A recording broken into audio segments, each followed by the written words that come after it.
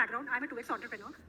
Before this venture, I was running an edtech firm, in which I was teaching robotics to global, students. And currently, I'm helping global tech firms in the enterprise tech space.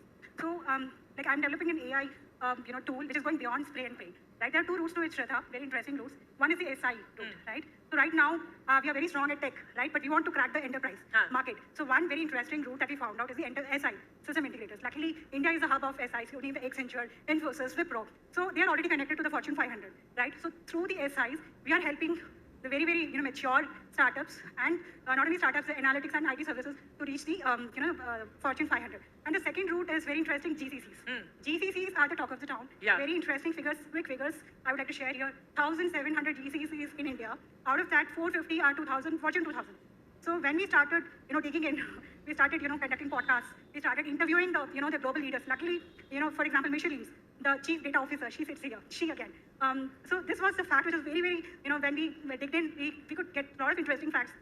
For example, they openly acknowledge 30 to 40%, Shraddha, the workforce are from the third party.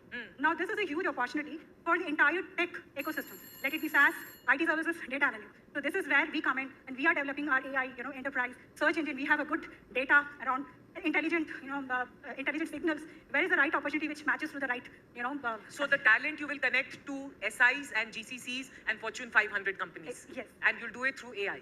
Because you have a strong database and intelligence already. Sure, yeah. Nageshwari, brilliant. All